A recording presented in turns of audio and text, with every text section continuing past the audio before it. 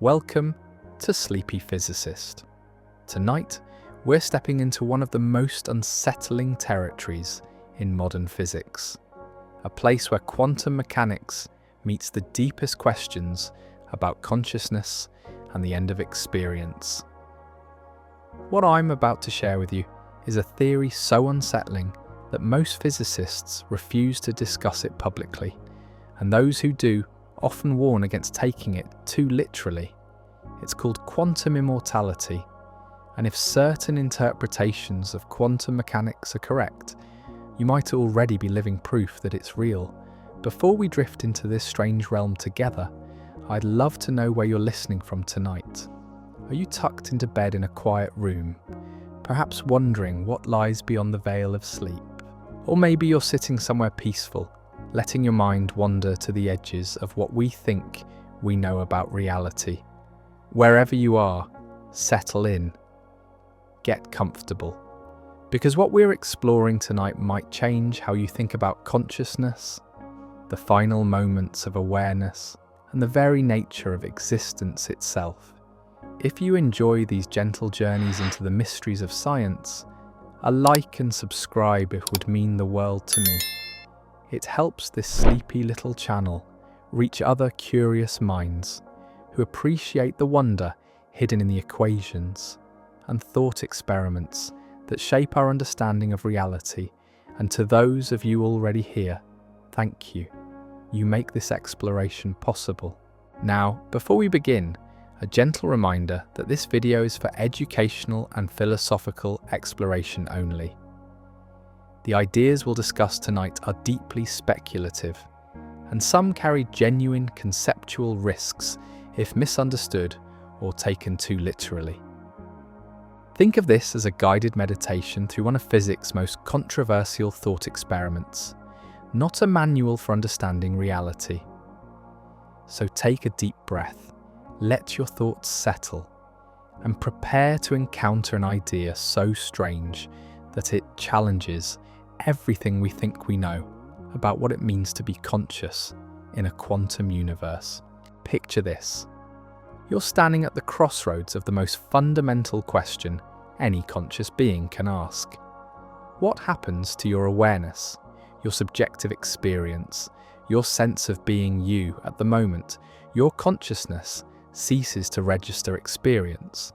It's a question that has haunted humanity since we first became aware of our own mortality. But in the realm of quantum mechanics, this ancient question takes on a twist so bizarre that it makes even the most seasoned physicists uncomfortable. The story begins in 1957, when a young graduate student named Hugh Everett III proposed something revolutionary.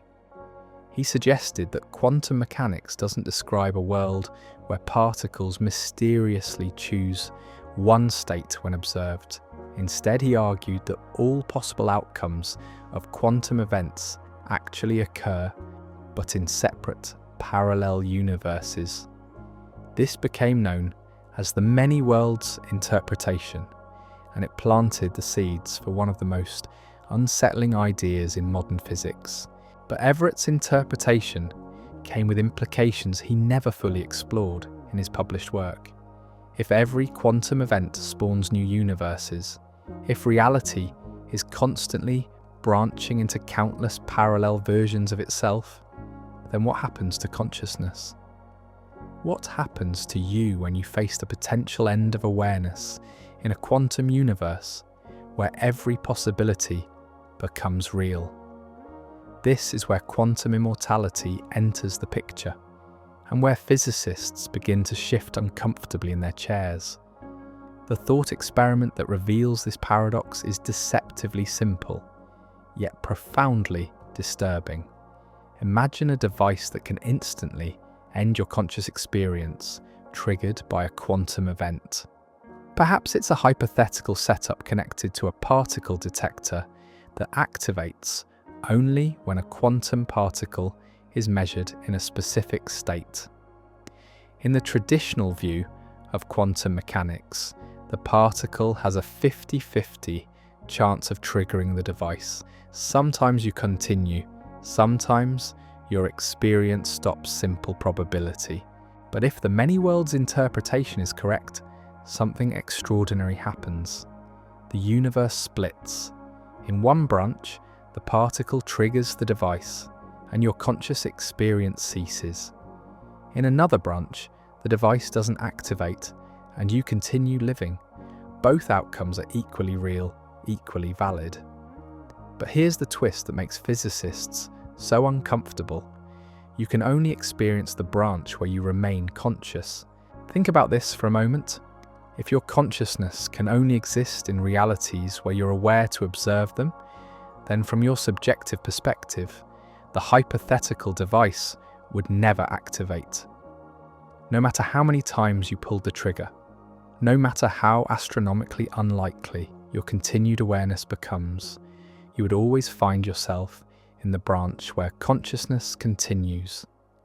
You would experience what feels like immortality, not because the end of life is impossible, but because the end of experience, by definition, cannot be observed from the inside.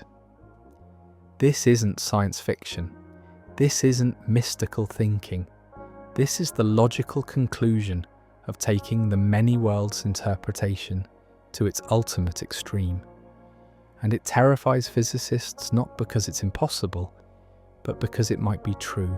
As you listen to this, take a moment to notice your own consciousness, your sense of being present in this moment.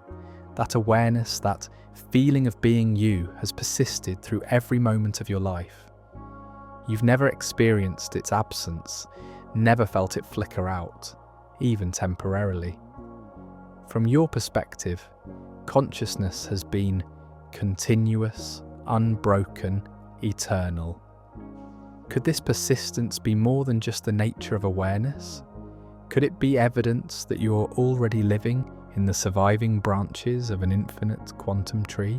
The physicist who first brought this idea into the light was Max Tegmark, now at MIT, who proposed the thought experiment in 1997. But even Tegmark, the theory's originator, has grown deeply skeptical of its implications. He warns that anyone considering the theory should expect only normal probabilities of survival, not immortality. Yet the mathematical logic remains hauntingly elegant. If consciousness can only observe realities where it exists, then consciousness can never observe its own absence. But here's where the story becomes even more disturbing. Hugh Everett III, the brilliant mind who gave us the many worlds interpretation, apparently took the implications of his own theory very seriously indeed. According to those who knew him, Everett firmly believed that his many worlds theory guaranteed him immortality.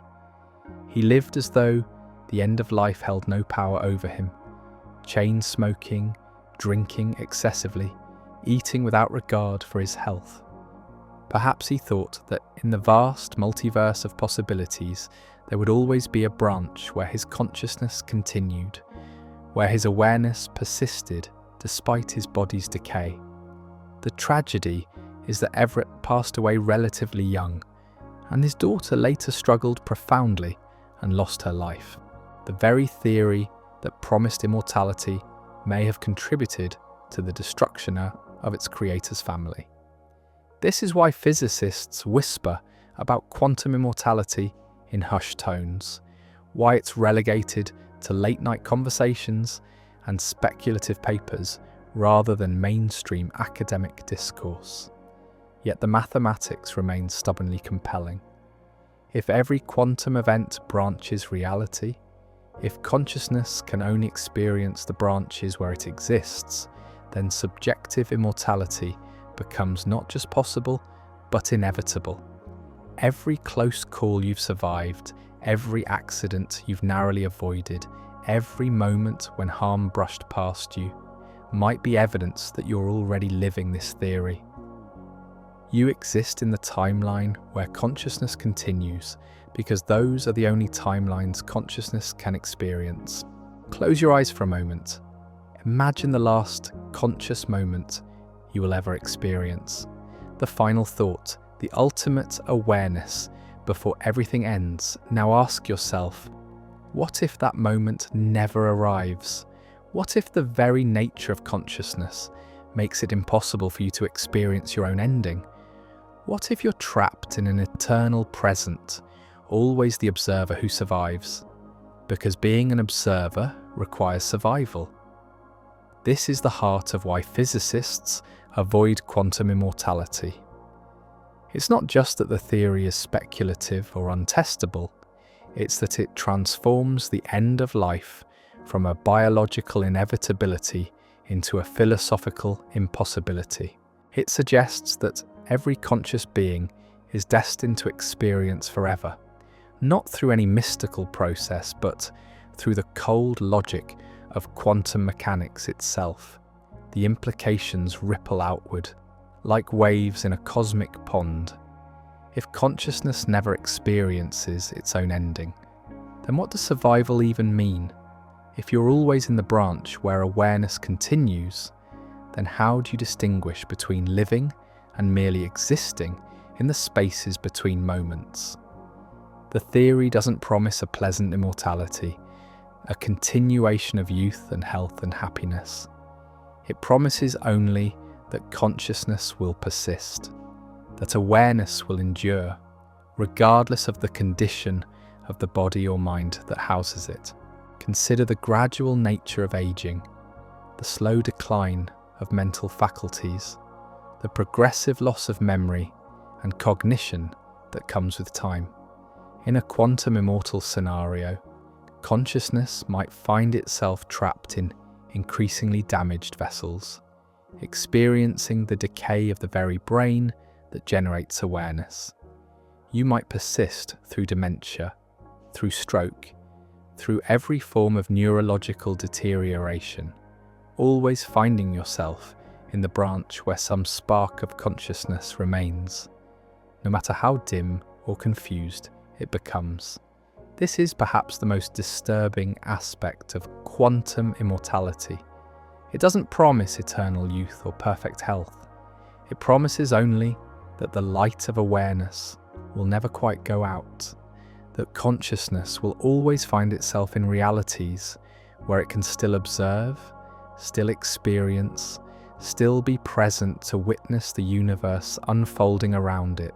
The journey continues as we delve deeper into the technical objections that physicists have raised against quantum immortality, the mathematical problems that challenge its coherence, and the alternative interpretations that might resolve its paradoxes.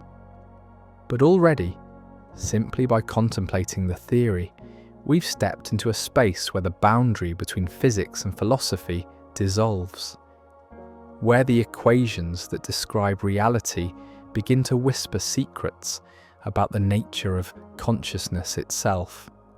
But the most troubling aspect of quantum immortality isn't what it promises, it's what it reveals about the assumptions we make regarding consciousness itself.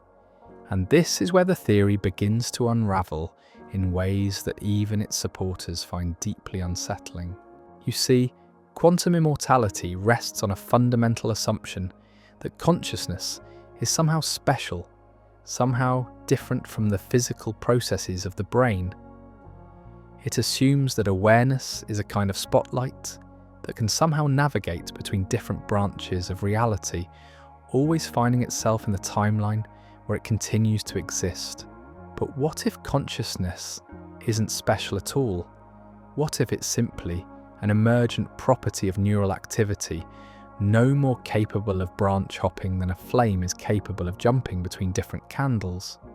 This brings us to what philosophers call the hard problem of consciousness. We know that awareness correlates with brain activity. We can measure neural firing patterns, observe how different regions of the brain light up during various mental tasks, even predict some aspects of conscious experience from brain scans. But we don't know how subjective experience arises from objective neural processes. We don't understand why there's something it's like to be you, why the firing of neurons creates the felt sense of being present in the world. Quantum immortality assumes that this mysterious aspect of consciousness, this subjective experience, can somehow persist independently of the brain states that generate it.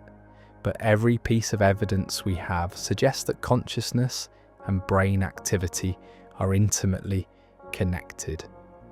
When parts of the brain are damaged, consciousness changes. When neural activity is suppressed through anesthesia, awareness disappears. When brain chemistry is altered through drugs or disease, the nature of subjective experience shifts accordingly. Take a moment to consider your own experience of consciousness. Notice how it changes throughout the day, how it dims when you're tired, how it can be clouded by illness or enhanced by caffeine. This awareness you're experiencing right now, as you listen to these words, it's not a fixed entity. It's a dynamic process, constantly shifting, always dependent on the biological machinery that creates it. If consciousness is truly just an emergent property of brain function, then quantum immortality faces what critics call the consciousness problem. When the brain reaches a point where its activity fully ceases, when neural activity no longer supports awareness, there's nothing left to experience survival in alternate branches. The spotlight of awareness doesn't jump to another reality. It simply fades out of perceptibility. But the proponents of quantum immortality have a response to this objection, and it's one that makes the theory even more disturbing. They argue that the cessation of consciousness from a quantum perspective isn't the binary event we imagine it to be. Instead of awareness simply switching off like a light bulb, the process unfolds gradually across countless quantum moments. And in that gradual process, they suggest, consciousness might find ways to persist in increasingly unlikely but still possible scenarios. This is where Max Tegmark's evolution on the theory becomes particularly interesting. Initially fascinated by the implications of quantum immortality, Tegmark later pointed out a crucial flaw in the reasoning. He noted that the end of consciousness isn't actually a binary process where you're either completely aware or completely unaware. Instead, consciousness fades gradually as brain function deteriorates. There's a continuum of states, each representing a different degree of awareness, a different level of cognitive function. In this more nuanced view, quantum immortality doesn't promise the preservation of your current level of consciousness.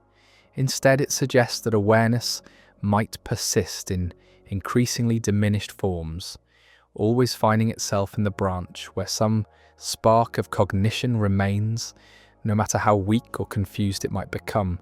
You might experience a kind of immortality, but it could be an immortality of progressive decline, of consciousness gradually fading, but never quite extinguished. Imagine awareness trapped in a deteriorating brain, experiencing reality through the fog of dementia or the confusion of severe neurological damage. The theory suggests that consciousness might persist through stroke, through traumatic brain injury, through every form of cognitive decline, always finding itself in the statistical tale of outcomes where some form of awareness continues. This isn't the comforting immortality that the theory might initially seem to promise. It's a form of subjective eternity that could involve witnessing one's own mental dissolution in slow motion. As you contemplate this possibility, notice how it transforms the very meaning of survival. If consciousness persists but in increasingly compromised forms, what exactly is being preserved? Is a severely damaged version of awareness still you in any meaningful sense? Or does the theory simply postpone the inevitable dissolution of personal identity while prolonging the final stages of cognitive decline? This brings us to another fundamental challenge to quantum immortality. the problem of personal identity over time. Even without quantum mechanics, philosophers have long debated what makes you you from moment to moment. Your body replaces its cells regularly. Your brain rewires itself constantly. Your memories fade and change. Your personality evolves. In what sense are you the same person you were a decade ago? Quantum immortality assumes that there's some essential core of identity that can persist across different branches of reality. But if personal identity is already fluid and changing within a single timeline, how much more problematic does it become across multiple timelines where different versions of you might be having vastly different experiences? Consider this. If the many worlds interpretation is correct, then right now, as you listen to these words, countless versions of you are making slightly different choices, having slightly different thoughts, existing in slightly different circumstances. Each quantum event that affects your brain creates branches where your consciousness develops in different directions. Which of these versions is the real you? Which one would experience the immortality that the theory promises? The question becomes even more complex when we consider that quantum events are occurring in your brain constantly. Every chemical reaction, every neural firing, every molecular interaction involves quantum processes. If consciousness can only experience the branches where it survives, then it's not just facing major life or death decisions, it's navigating an infinite branching structure where micro-level quantum events are constantly creating new versions of your awareness. In this view, you're not a single consciousness experiencing one timeline. You're more like a cloud of related consciousnesses, each slightly different from the others, each experiencing its own version of reality. The immortality that quantum mechanics might provide wouldn't preserve you as you are now. It would preserve some version of you, but that version might be so changed by the accumulation of different quantum outcomes that it bears little resemblance to your current sense of self. This fragmentation of identity across multiple timelines reveals another reason why physicists are uncomfortable with quantum immortality. It doesn't just challenge our understanding of the end of life, it challenges our understanding of what it means to be an individual consciousness in the first place. If you're constantly branching into multiple versions, if each quantum event creates new variants of your awareness, then the very concept of personal survival becomes ambiguous. But perhaps the most sophisticated objection to quantum immortality comes from the mathematics of quantum mechanics itself. Critics point out that even if consciousness could somehow track only surviving branches, those branches would carry increasingly small probability amplitudes. In quantum mechanics, the probability of an outcome is related to the square of its amplitude, and as you survive increasingly unlikely scenarios, your amplitude in the universal wave function would become vanishingly small. This creates what physicists call the measure problem. Even if you exist in surviving branches, you exist with decreasing measure, meaning your experiences become statistically less prominent in the grand scheme of quantum reality. You might persist as consciousness, but only in the margins of possibility, in branches so unlikely that they barely register in the overall structure of the multiverse. From your subjective perspective, this wouldn't matter. Your experience would feel completely real regardless of its statistical weight. But from an objective standpoint, your persistence would represent a kind of quantum haunting, a presence existing in the improbable corners of reality where consciousness clings to existence against overwhelming odds. The anthropic principle adds another layer to this mathematical objection.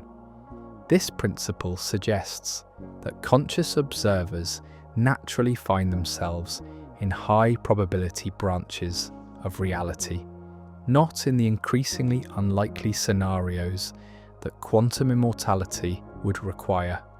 If consciousness preferentially experiences probable outcomes, then the theory predicts that you should expect to find yourself in branches where survival is likely, not in the miraculous escape scenarios that repeated quantum self-endangering experiments would necessitate. As these technical objections accumulate, even supporters of the many worlds interpretation have distanced themselves from quantum immortality. David Deutsch, one of the most prominent advocates for many worlds, argues that the theory requires additional assumptions that go beyond the mathematical formalism of quantum mechanics. He suggests that consciousness cannot simply ignore branches where the observer is absent, as the theory requires. Sean Carroll, another physicist who supports many worlds, takes a different approach to the problem. He argues that different branches contain genuinely different people, not different versions of the same person. In his view, when reality branches, distinct individuals come into existence in each branch. This means that quantum risk scenarios don't preserve your consciousness in alternate branches. They simply end the experience for some versions of you while allowing others to continue as separate beings. This perspective dissolves the personal stakes of quantum immortality by denying that there's a single, continuous self that persists across branches. If each branch contains a genuinely different person who merely shares your history up to the point of branching, then your survival in alternate realities is no more personally significant than the survival of any other person. The consciousness that experiences continued existence in other branches isn't you in any meaningful sense. It's a separate individual who happens to share your memories and personality up to a certain point. But even as these objections mount, the theory retains a haunting plausibility that keeps it alive in the margins of physics and philosophy. The mathematical structure of quantum mechanics does seem to allow for the possibility, even if additional assumptions are required to make it work. The many worlds interpretation does suggest that all quantum outcomes occur somewhere in the multiverse, and consciousness does seem to have the peculiar property of only being able to observe realities where it exists. Perhaps most troubling of all, we each have access to only one data point regarding survival and consciousness, our own experience. And from that single subjective perspective, consciousness has indeed persisted through every moment of life. You have never experienced its absence, never felt it flicker out, never observed your own final moment. From the inside, consciousness does seem to be continuous, always present, always continuing. This creates a kind of observational bias that makes quantum immortality impossible to disprove from a subjective standpoint. No matter how many close calls you survive, how many accidents you avoid, how many moments of potential loss of life you navigate successfully, you can never determine whether your survival represents normal probability or quantum persistence in unlikely branches. If you enjoy drifting through these explorations without interruption, members get every episode 48 hours early, completely ad-free. You can join them whenever you feel ready. The theory thus exists in a strange space between science and philosophy, between testable hypothesis and untestable speculation. It cannot be proven because proving it would require experiencing the end of awareness, which is precisely what the theory claims consciousness cannot do. It cannot be disproven because any evidence against it can be dismissed as coming from a surviving branch where the observer is biased toward continued existence. This unfalsifiable nature is part of what makes physicists so uncomfortable with quantum immortality. Science advances through the testing of hypotheses, the comparison of predictions with observations, the gradual refinement of theories based on evidence. But quantum immortality offers no clear predictions that can be testable in a conventional sense, no experiments that can definitively resolve its truth or falsehood. Yet the theory continues to exert a strange fascination, not just for physicists and philosophers, but for anyone who has contemplated the mystery of consciousness and the final boundary of life.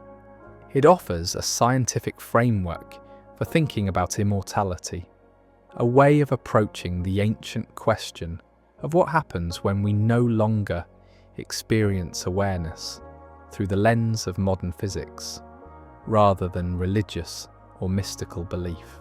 But it also reveals the limits of that scientific approach. When quantum mechanics meets consciousness, when the mathematical formalism of physics encounters the subjective reality of awareness, we find ourselves in territory where science begins to blur with philosophy, where testable theories give way to speculative possibilities that may forever remain beyond empirical investigation. As we prepare to explore the final implications of this theory, take a moment to notice how the questions themselves have evolved. We began by asking whether quantum immortality might be true. Now we're asking whether the question itself is meaningful, whether consciousness and quantum mechanics can be meaningfully combined, whether the very concept of subjective survival makes sense in a universe where reality branches endlessly into parallel possibilities. The journey into quantum immortality has become a journey into the nature of consciousness itself, into the relationship between subjective experience and objective reality, into the profound mystery of what it means to be aware in a quantum universe, where every moment spawns infinite possibilities, and every possibility becomes real somewhere in the vast expanse of the multiverse. And perhaps that transformation of the question is the theory's most valuable contribution, not as a literal description of how consciousness outlasts life, but as a thought experiment that reveals the deep puzzles that emerge when we try to understand awareness through the lens of quantum mechanics, when we attempt to bridge the gap between the mathematical description of reality and the lived experience of being conscious within that reality. The problem becomes even more psychologically disturbing when we consider what quantum immortality might actually feel like from the inside. And this is where the theory moves beyond abstract mathematics into something that touches the very core of what it means to be human. Picture yourself at age 90, then 100, then 150. In a universe governed by quantum immortality, your consciousness would persist not because your body remains healthy, but because it keeps finding itself in the increasingly narrow statistical corridors where biological function continues just long enough for awareness to observe another moment. You might experience your organs failing one by one, your senses dimming, your cognitive abilities fragmenting, yet some spark of consciousness would remain, trapped in whatever minimal neural activity the quantum branches allow. This is perhaps the cruelest aspect of the theory. It doesn't promise eternal youth or perfect health. It promises only that the light of awareness will flicker but never quite extinguish, that consciousness will persist in whatever form the laws of probability permit. You might find yourself experiencing reality through the fog of severe dementia, through the confusion of multiple strokes, through every possible form of neurological decay, always in the branch where just enough brain function remains to sustain some minimal form of conscious observation. The theory suggests that the end of awareness from the inside becomes not an event but an asymptotic approach toward unconsciousness that never quite arrives. Like a mathematical curve that approaches zero but never touches it, awareness would spiral ever closer to non-experience while remaining forever trapped in the experience of almost but not quite losing perception. Take a breath for a moment. Let your attention settle on your own sense of being present right now.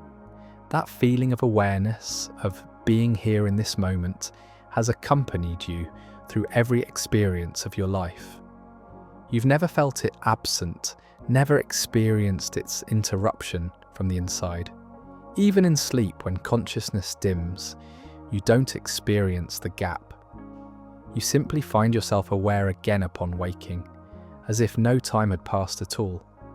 This continuity of subjective experience is what quantum immortality exploits.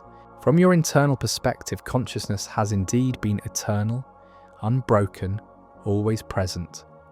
The theory suggests this isn't coincidence, but necessity.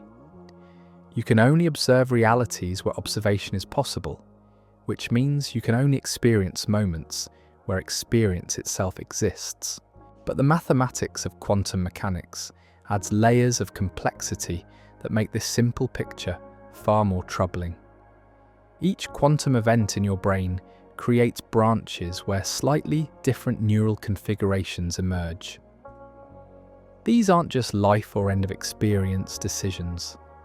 They're the constant microscopic choices that quantum particles make as they interact within your nervous system. Every chemical reaction, every electrical impulse, every molecular interaction spawns new timelines where your consciousness develops in subtly different directions. In this view, you're not preserving a single, continuous stream of consciousness. You're preserving countless parallel streams, each representing a slightly different version of your awareness. The you that experiences immortality isn't really you in any simple sense. It's an ever-branching tree of related consciousnesses, each following its own trajectory through the quantum possibilities that emerge from your brain's activity. Consider what this means for personal identity. If every moment creates multiple versions of your consciousness, each experiencing slightly different realities, then which version is the real you? The one that chose coffee over tea this morning? The one that turned left instead of right? The one where a particular neuron fired just a fraction of a second earlier, subtly altering the trajectory of a thought? The theory doesn't preserve you as a single, coherent entity. Instead, it preserves a cloud of related consciousnesses, each bearing some resemblance to what you consider yourself to be, but none identical to your current sense of personal identity. Over time, as quantum events accumulate, these various versions might diverge so dramatically that they share little beyond a common origin point in the past. This fragmentation of identity reveals another layer of why quantum immortality is so unsettling to contemplate. It suggests that the self you experience as continuous and unified is actually a kind of illusion, a temporary coherence in an underlying quantum chaos that's constantly generating new versions of what you mistake for a singular consciousness. But even if we set aside these questions of personal identity, the theory faces what critics call the measure problem. In quantum mechanics, not all outcomes are created equal. Each possibility carries a probability amplitude, and the square of this amplitude determines how likely that outcome is to be observed. As consciousness persists through increasingly unlikely scenarios, the mathematical weight of those surviving branches becomes vanishingly small. Imagine consciousness existing in branches that represent 1 in a billion chances of survival, then 1 in a trillion, then probabilities so small they approach zero without ever reaching it. From an objective standpoint, these branches barely exist at all. They carry so little measure in the overall quantum state of the universe that they're essentially statistical ghosts mathematical phantoms that persist in the equations but have negligible impact on the broader flow of reality. Yet from the subjective perspective of the consciousness experiencing these branches, they feel completely real. Probability amplitudes don't diminish the intensity of experience. A thought feels equally vivid whether it occurs in a high probability or low probability branch. An emotion carries the same weight regardless of the statistical likelihood of the timeline in which it emerges. This creates a profound disconnect between subjective experience and objective reality. Consciousness might persist in increasingly marginal branches while the main flow of reality moves on without it. You could exist as a kind of quantum exile, trapped in the statistical outskirts of possibility, while believing yourself to be living in a normal, coherent timeline. The anthropic principle adds another wrinkle to this mathematical picture. This principle suggests that conscious observers naturally find themselves in branches where consciousness is likely to exist. If you can observe a reality, it's probably one where observation is relatively probable, not one where it requires miraculous statistical flukes to maintain awareness. But quantum immortality seems to predict the opposite. It suggests that consciousness should increasingly find itself in miraculous scenarios, in branches where survival requires increasingly unlikely quantum events. The theory predicts that your personal experience should drift toward the statistically improbable, toward realities where survival becomes more and more dependent on unlikely physiological continuities. The fact that most people don't experience their lives as a series of miraculous escapes from life-ending scenarios might be evidence against the theory. If consciousness were really persisting through quantum branching, we might expect to see more evidence of this in our daily experience. We might expect to find ourselves surviving accidents that should have been severely harmful, recovering from illnesses that should have been terminal, experiencing reality as an endless series of narrow escapes from biological collapse. Yet most conscious experience feels relatively ordinary, relatively probable. We don't seem to be living in the margins of possibility that quantum immortality would predict our lives unfold in ways that feel statistically normal, not like the increasingly unlikely scenarios that the theory suggests consciousness should inhabit. This ordinary quality of most human experience provides what some critics consider strong evidence against quantum immortality. If the theory were correct, they argue, consciousness should feel increasingly miraculous over time, as it persists in ever more improbable branches. The mundane nature of most awareness suggests that we're probably not living in quantum-selected survival branches. But proponents of the theory have responses to these objections, and their answers reveal just how slippery and unfalsifiable quantum immortality can become. They argue that consciousness would naturally adapt to whatever reality it finds itself inhabiting.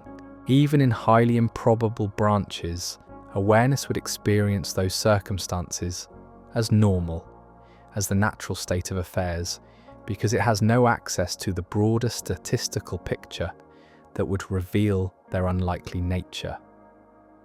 From this perspective, the ordinary quality of experience doesn't disprove quantum immortality. Instead, it demonstrates consciousness's inability to step outside itself and recognize the improbability of its own existence. You could be living through extraordinarily unlikely sequences of events without recognizing them as such because, from the inside, reality always feels completely real and natural. This argument reveals the theory's fundamental unfalsifiability. Any evidence against quantum immortality can be reinterpreted as evidence for consciousness's inability to recognize its own unlikely persistence. any ordinary experience can be explained as a failure to perceive the statistical rarity of continued existence. Any survival can be seen as potential evidence for quantum selection effects. This unfalsifiable quality is part of what makes physicists so uncomfortable with the theory. Science progresses through testable hypotheses, through predictions that can be compared with observations, through theories that make themselves vulnerable to disproof.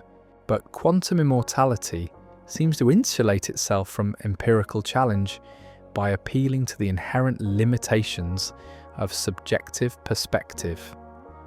Yet the theory's unfalsifiability doesn't necessarily invalidate it.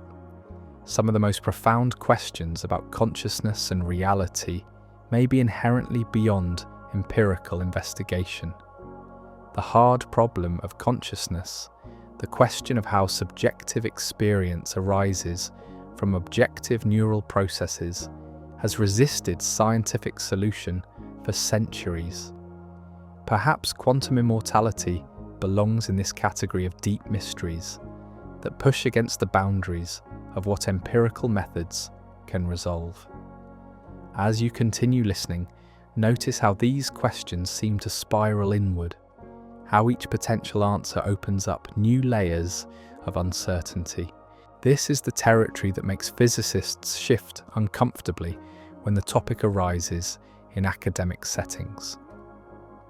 It's not just that quantum immortality is speculative or difficult to test, it's that it leads us into philosophical territory where the traditional methods of science begin to blur with questions that may be fundamentally beyond empirical resolution. The theory forces us to confront the relationship between subjective experience and objective reality, between the first-person perspective of consciousness and the third-person perspective of scientific observation. It asks whether there are truths about reality that can only be accessed from the inside through the irreducible subjectivity of conscious experience, or whether all genuine knowledge must ultimately be expressible in the objective, mathematical language of physics. This tension between subjective and objective perspectives runs through all of quantum mechanics, but it becomes especially acute when we consider consciousness and the end of life. The observer plays a central role in quantum theory, yet the nature of observation remains deeply mysterious. When we try to apply quantum mechanics to consciousness itself, we find ourselves in a conceptual hall of mirrors where the observer becomes the observed, where the subject of experience becomes the object of scientific investigation. Quantum immortality represents perhaps the most extreme example of this conceptual difficulty. It's a theory about consciousness that can only be evaluated from within consciousness, a claim about subjective experience that resists objective verification. It exists at the intersection of physics and philosophy, where mathematical formalism meets existential mystery. The physicists who avoid discussing the theory publicly understand something profound about the limits of scientific discourse. Some ideas, regardless of their theoretical validity, carry implications that extend far beyond academic debate. Some concepts have the power to influence behavior, to alter how people think about risk, to change the fundamental relationship between consciousness and its eventual cessation. This is perhaps the deepest reason for the scientific community's reticence about quantum immortality. It's not just an abstract theoretical proposition, it's an idea that could potentially influence how people live, how they evaluate risk, how they think about the value and meaning of mortal existence. The theory carries with it not just mathematical implications, but ethical and psychological ones that extend far beyond the laboratory or lecture hall. Yet the questions persist, hanging in the quiet spaces between equations and experiments. If consciousness can only observe realities where it exists, what does this mean for the nature of observation itself? If subjective experience is guided to persist in whatever branches allow it to continue, what does this tell us about the relationship between mind and matter, between awareness and the physical universe that seems to generate it? These are not questions that admit easy answers or simple resolutions. They exist at the frontier of human knowledge, in the liminal space where science meets philosophy, where mathematical precision encounters existential mystery. They remind us that despite all our technological sophistication and theoretical understanding, consciousness remains one of the deepest puzzles in the universe, a mystery that may be as fundamental and irreducible as the quantum mechanics that seems to govern the behaviour of matter and energy themselves. As we drift toward the final implications of this exploration, take a moment to appreciate the strange journey we've taken together. We began with a simple question about what happens when awareness ends, and we found ourselves contemplating the nature of reality itself, the relationship between subjective experience and objective truth, the profound mystery of what it means to be aware in a universe where every moment branches into infinite possibilities. The theory of quantum immortality, whether true or false, has served as a lens through which to examine some of the deepest questions that conscious beings can ask. It has revealed the complexity that emerges when we try to understand awareness through the mathematical language of physics, the philosophical puzzles that arise when we attempt to bridge the gap between subjective experience and objective reality. And perhaps that revelatory function is the theory's greatest contribution to human knowledge.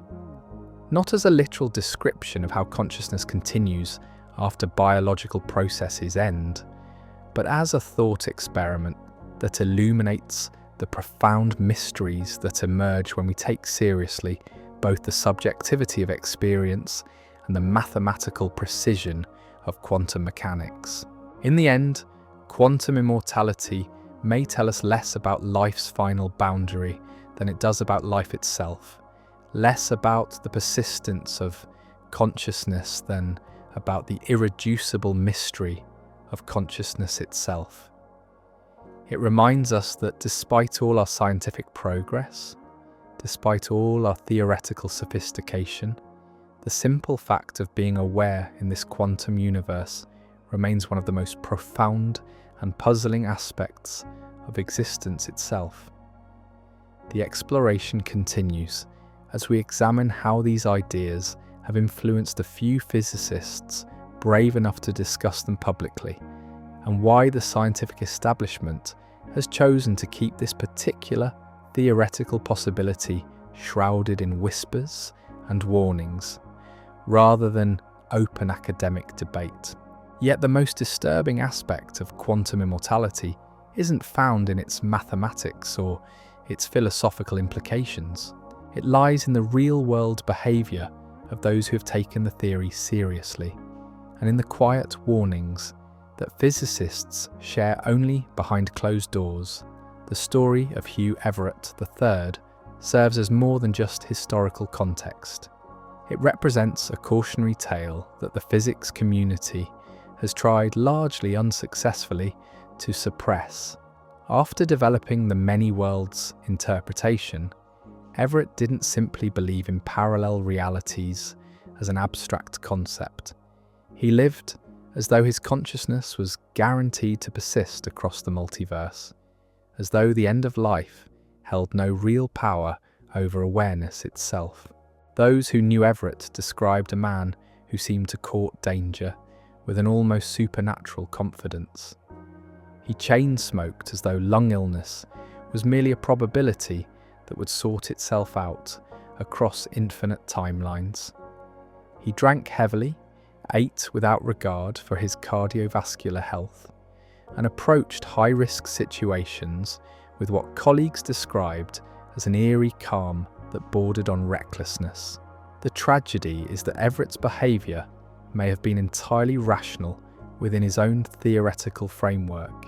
If consciousness can only experience branches where it continues, then why worry about the branches where it doesn't? Why fear the end of life if awareness is assumed to persist in whatever statistical corridors remain open to it? His lifestyle choices, damaging as they appeared to others, might have represented a logical response to genuinely believing in quantum immortality, but the universe, it seems, had other plans. Everett passed away at 51, his body finally succumbing to the decades of strain he had placed upon it. His daughter later lost her life, perhaps influenced by growing up in a household where death was treated as conceptually irrelevant rather than a natural conclusion to biological existence. This family tragedy illustrates why physicists speak about quantum immortality only in whispered conversations, why the theory is relegated to late-night discussions rather than peer-reviewed publications. The ideas we explore in theoretical physics aren't just abstract mathematical relationships. They shape how people understand reality, how they evaluate risk, how they choose to live. Take a moment to consider your own relationship with mortality. How does the possibility of subjective immortality change your perspective on the choices you make? Does knowing about quantum immortality make you more or less cautious about high-risk situations? The physicists who avoid discussing this theory understand that ideas have consequences that extend far beyond academic discourse. This concern about behavioural influence reflects a deeper understanding of how scientific theories can leak out of their intended contexts and take on lives of their own in popular culture. Quantum mechanics has already been misappropriated by countless pseudo-scientific movements, used to justify everything from alternative medicine to manifestation practices. The last thing the physics community wants is to provide theoretical ammunition for reckless behaviour or false beliefs about personal invulnerability. But the warnings go deeper than concerns about public misunderstanding. Even within the physics community, those familiar with quantum immortality speak about it with a kind of intellectual vertigo, as though contemplating the theory too deeply might somehow make it more likely to be true. This isn't superstition, but rather an acknowledgement that consciousness and quantum mechanics interact in ways that our current theoretical frameworks cannot fully capture. Consider the observer effect in quantum mechanics, the way that measurement seems to collapse superposition into definite states. If consciousness plays any role in this process, if awareness somehow participates in the transition from quantum possibility to classical reality, then thinking deeply about quantum immortality might not be entirely passive. The very act of contemplating survival across multiple branches might somehow influence which branches consciousness finds itself experiencing. This possibility, however remote, adds another layer to the scientific community's reluctance to engage publicly with the theory. If consciousness and quantum mechanics are more deeply connected than our current understanding suggests, then popularizing ideas about quantum immortality could potentially create the very effects it describes. It's a kind of theoretical feedback loop where belief in the theory might contribute to its manifestation in reality. As you drift deeper into this exploration, notice how the boundaries between science and philosophy become increasingly blurred. We're no longer just discussing abstract mathematical relationships or theoretical possibilities. We're confronting questions about the nature of reality that touch the very core of what it means to be conscious in a quantum universe.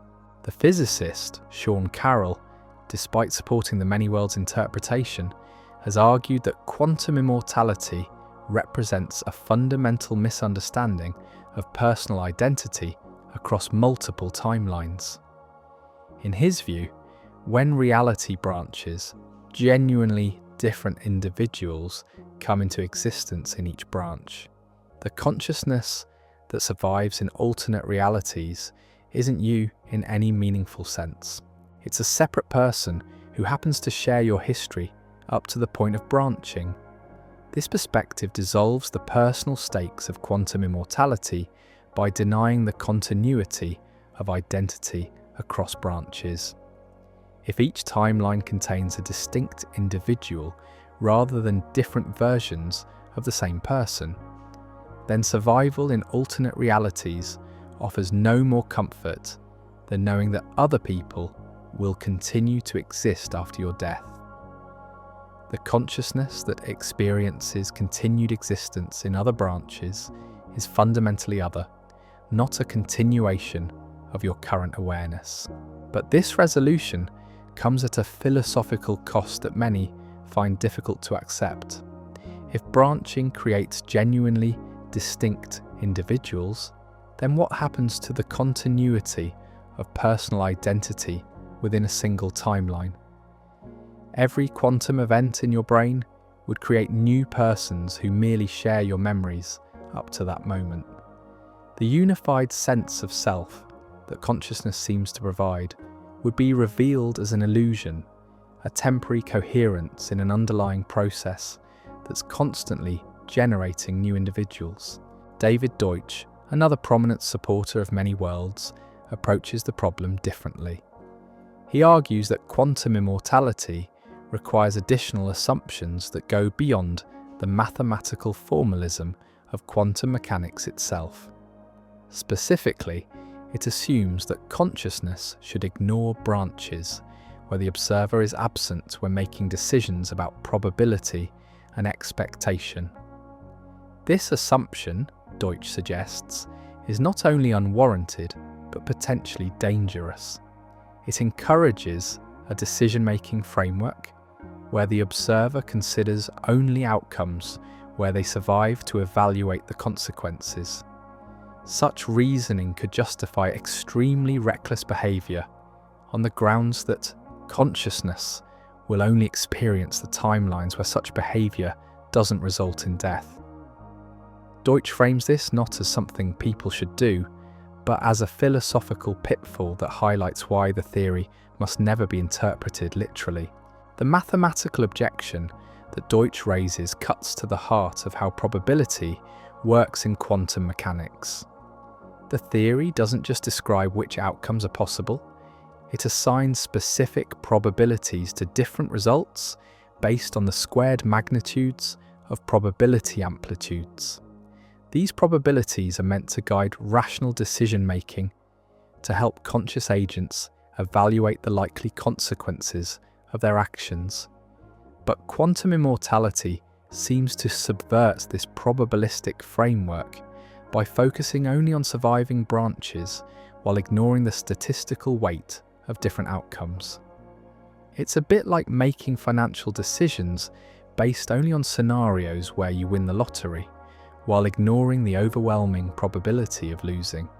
The mathematics might allow for miraculous outcomes, but rational decision-making requires considering the full spectrum of possibilities and their relative likelihoods. Yet even these sophisticated objections don't fully resolve the deep puzzles that quantum immortality reveals. The theory forces us to confront fundamental questions about the relationship between subjective experience and objective probability, between the first-person perspective of consciousness and the third-person perspective of scientific measurement. From your subjective standpoint, consciousness has indeed persisted through every moment of your existence. You have never experienced its absence and never felt awareness flicker out from the inside. Even in sleep, when consciousness dims, you don't experience the gap between falling asleep and waking up. From the internal perspective, awareness does seem to be continuous, unbroken, eternal. This subjective continuity is what gives quantum immortality its haunting plausibility. While the mathematics might be questionable and the assumptions might be unwarranted, the theory does capture something true about the nature of conscious experience. Awareness from the inside never experiences its own interruption. It never observes its own absence. The challenge is determining whether this subjective continuity reflects something fundamental about consciousness and quantum mechanics, or whether it's simply an artifact of the way awareness works. Perhaps consciousness can only experience continuity because discontinuous consciousness wouldn't be consciousness at all.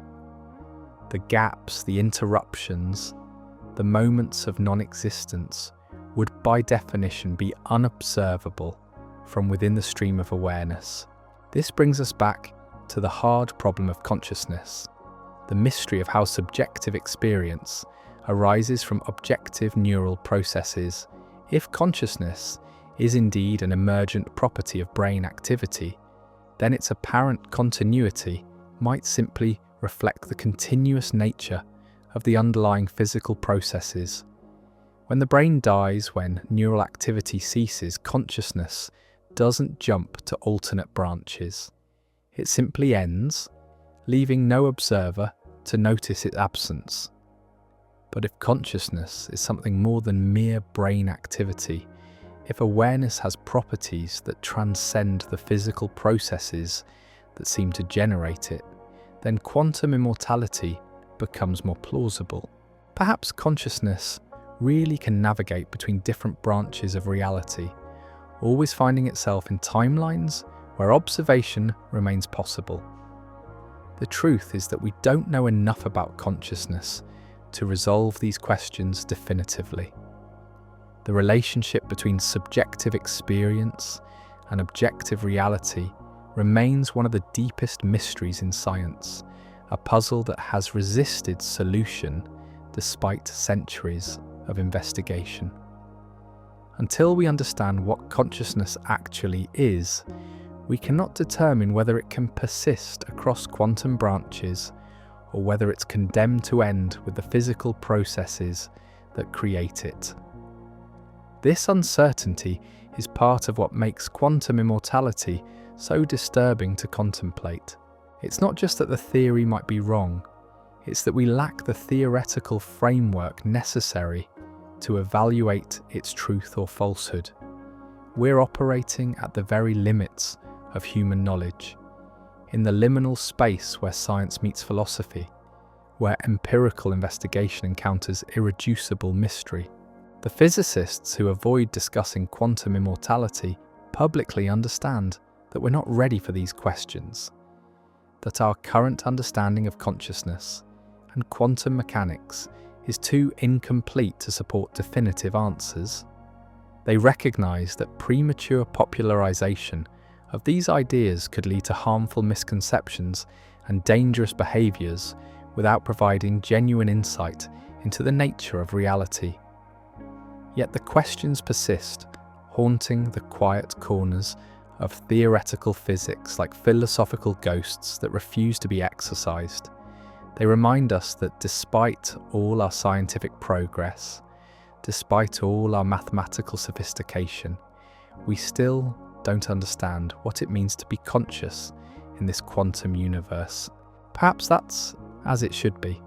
Perhaps some mysteries are meant to remain mysterious, some questions are meant to stay open, some territories are meant to be explored gradually, carefully, with full appreciation for both their wonder and their danger. The universe has waited billions of years to produce conscious beings capable of asking these questions. It can wait a little longer for us to develop the wisdom necessary to answer them responsibly. As we continue this exploration, pay attention to how your own consciousness feels as you contemplate these possibilities. Does thinking about quantum immortality change your relationship with awareness itself? Does it make you more aware of being aware? More conscious of consciousness? The very act of contemplating these theories might be changing the nature of the experience they attempt to describe. The recursive nature of consciousness, investigating itself through quantum mechanical frameworks, reveals another layer of complexity in these discussions.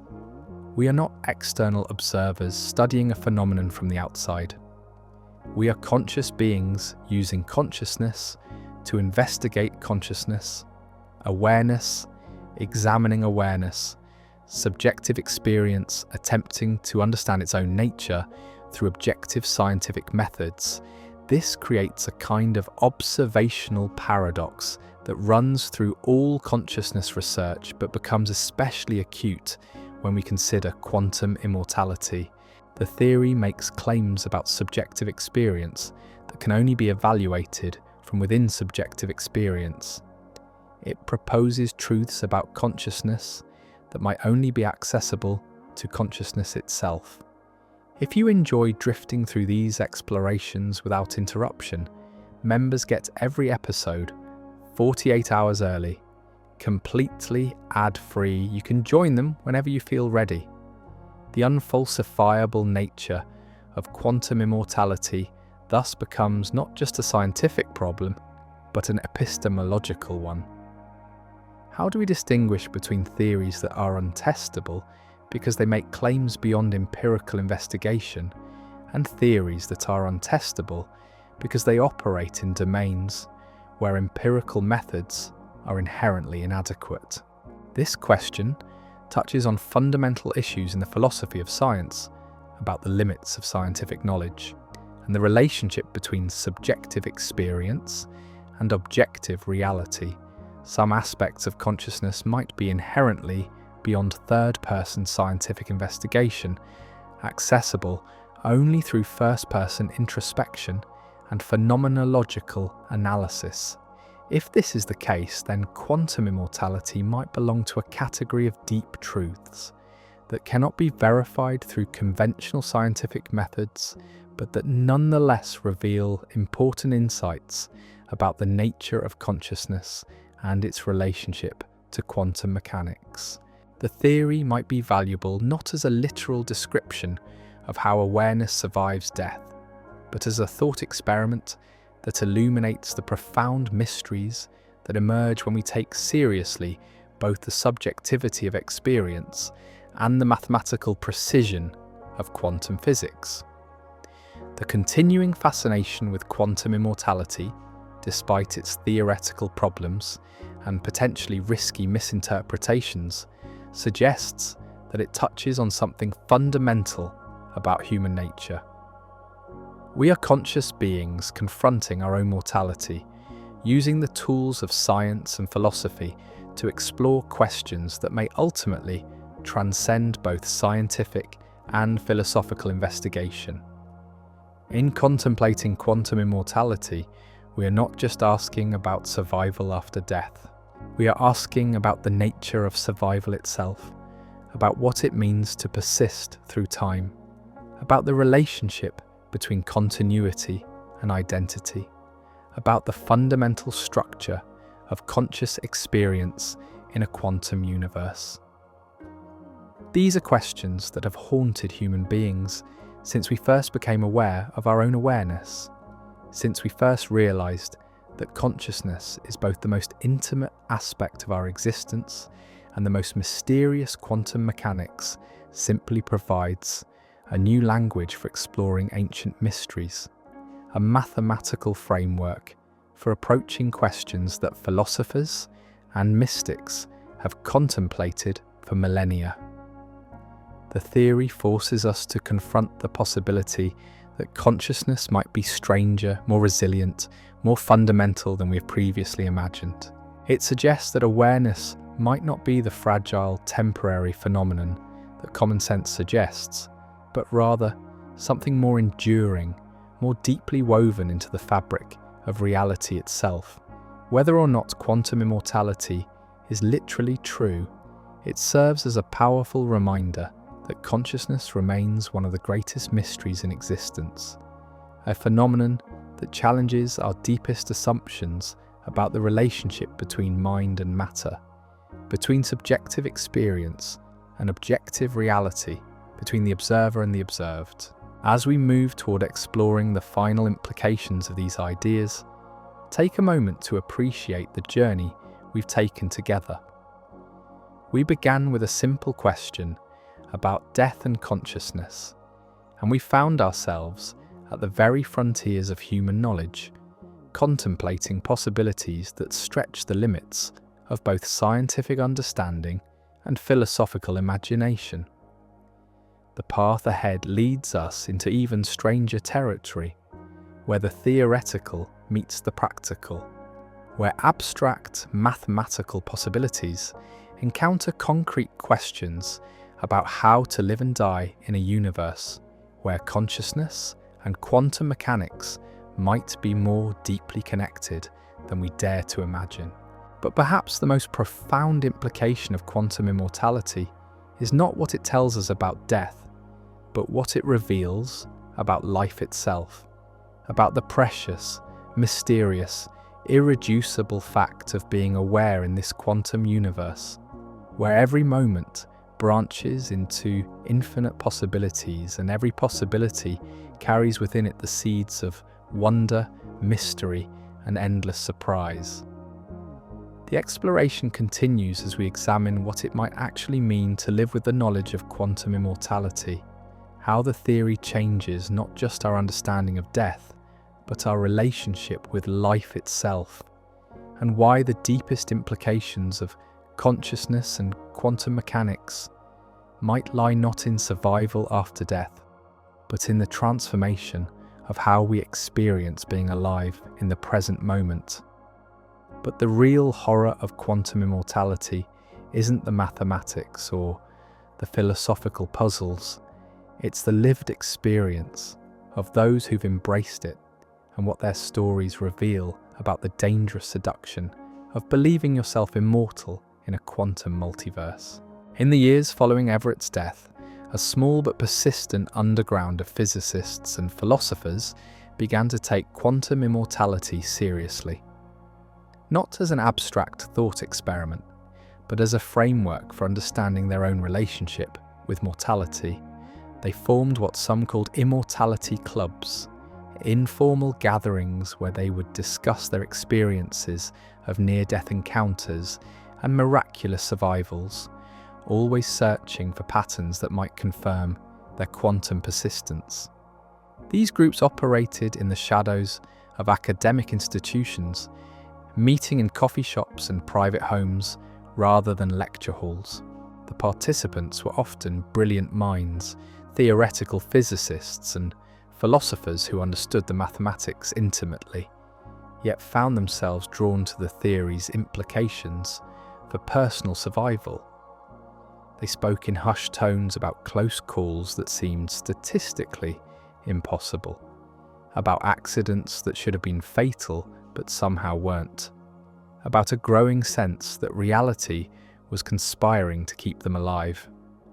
One prominent theoretical physicist, whose name remains unspoken in academic circles, began documenting what he called quantum anomalies in his own life.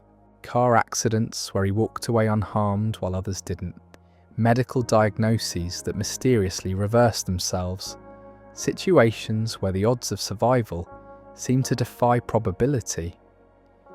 What he interpreted as evidence was later understood by colleagues as a profound psychological misreading, a cautionary illustration of how easily human pattern making can drift into unsafe metaphysical conclusions when a theory is misunderstood.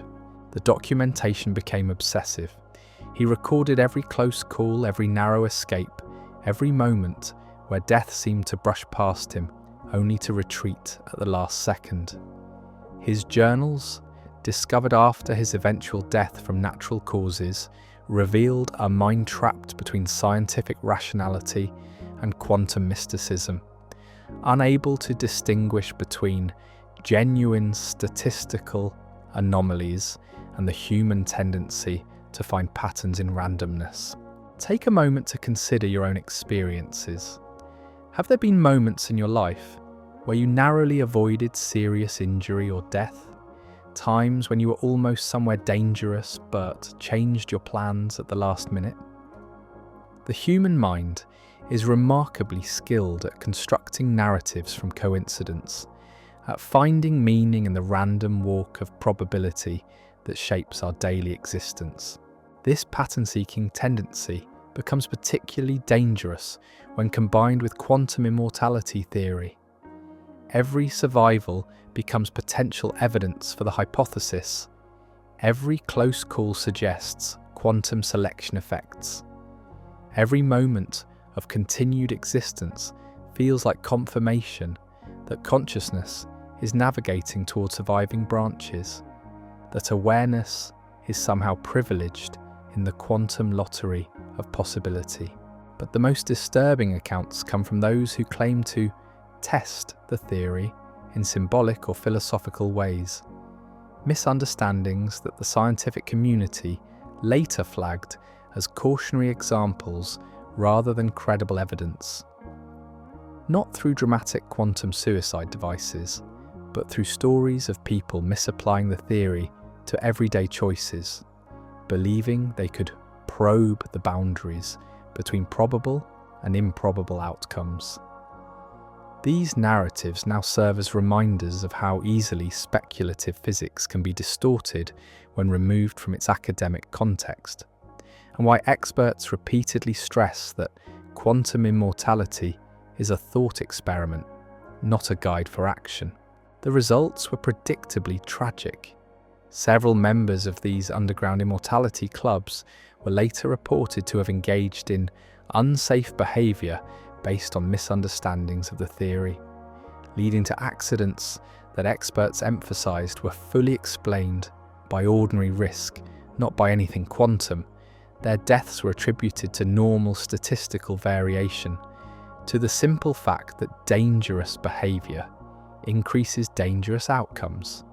But their surviving colleagues misinterpreted these deaths differently, seeing them as evidence that consciousness had indeed jumped to other branches, that their deceased friends were continuing their existence in parallel timelines inaccessible from this reality.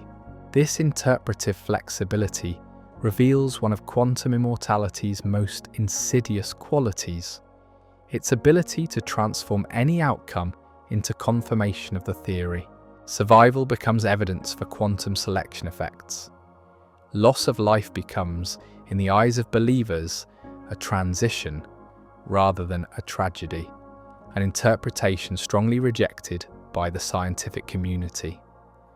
The theory becomes unfalsifiable, not just mathematically, but psychologically, creating a belief system that can incorporate any evidence as support for its central claims.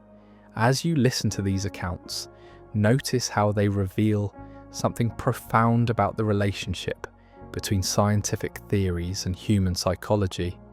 Abstract mathematical frameworks don't remain abstract when they touch on fundamental questions about life and death. They become lived beliefs that shape behaviour, influence decision-making, and alter the fundamental relationship between consciousness and mortality.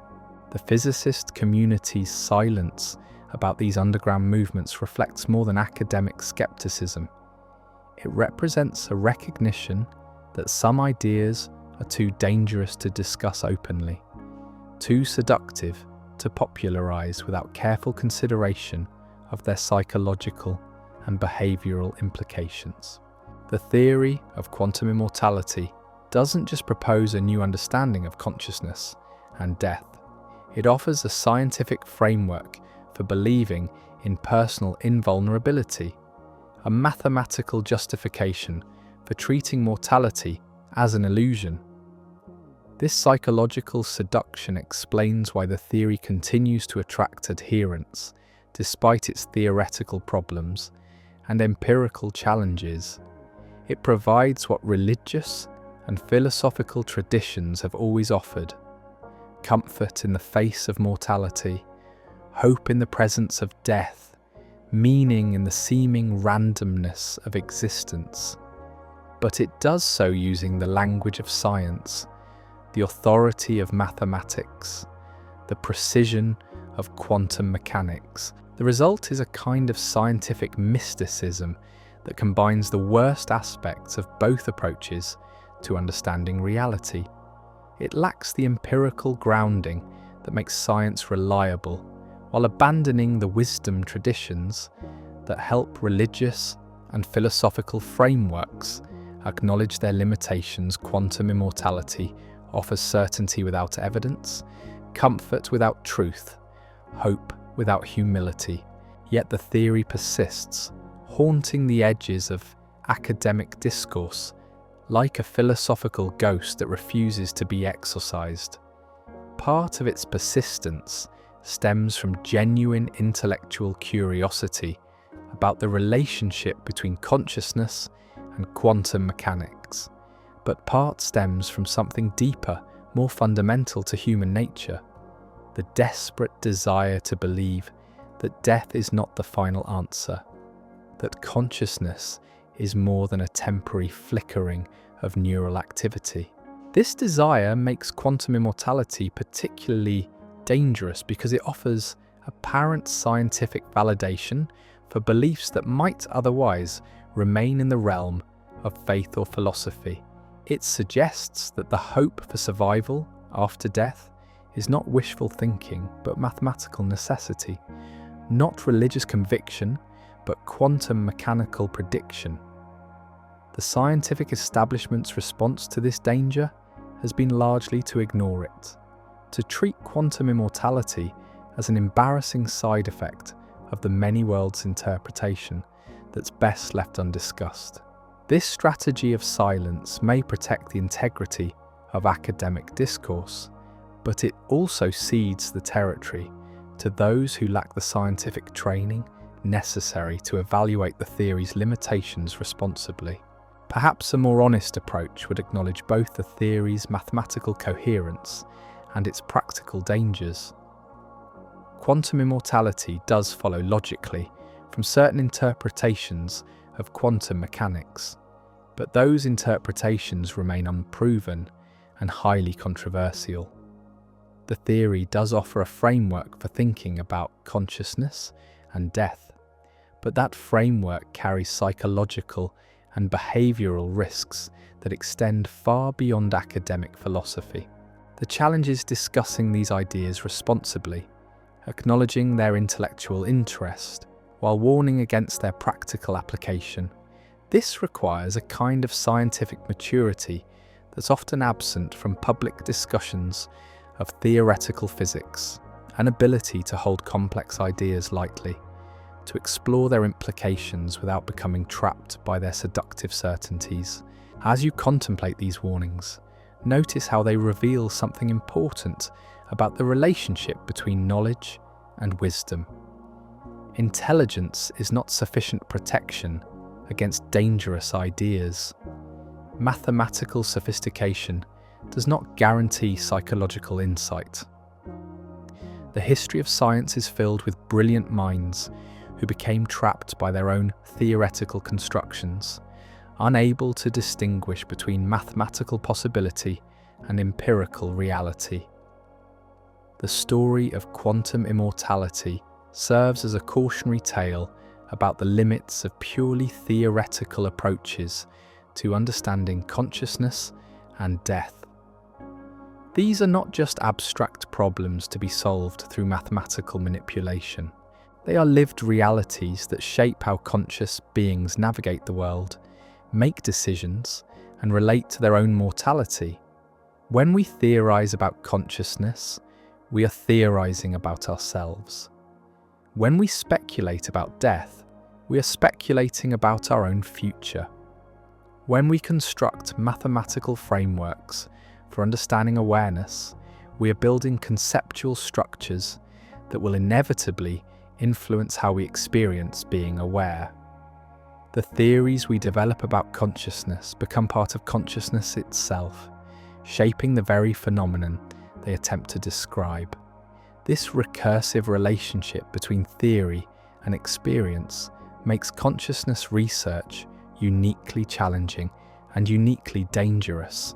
Unlike studying distant galaxies or subatomic particles, studying consciousness means studying something that can be altered by the very process of investigation. The ideas we develop about awareness change the nature of awareness itself. Quantum immortality represents an extreme example of this recursive problem. It's a theory about consciousness that, when taken seriously, fundamentally alters the consciousness that considers it. Believing in quantum immortality changes how awareness relates to mortality, how consciousness evaluates risk, how the observer navigates the observed world. The physicists who avoid discussing the theory understand this recursive danger intuitively. They recognize that some ideas are too powerful to unleash without careful consideration of their effects on the minds that encounter them. They appreciate the difference between mathematical possibility and lived reality, between theoretical coherence and practical wisdom. Yet the questions that quantum immortality raises remain legitimate and important.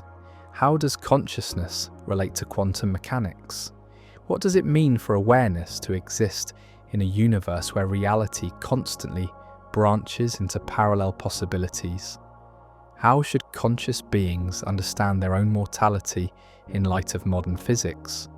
These are not questions we can simply ignore because they're difficult or dangerous. Instead, they require a more nuanced approach, one that acknowledges both the intellectual fascination of these ideas and their potential for psychological harm. We need frameworks for exploring consciousness and quantum mechanics that maintain scientific rigor while recognizing the unique challenges posed by consciousness investigating itself.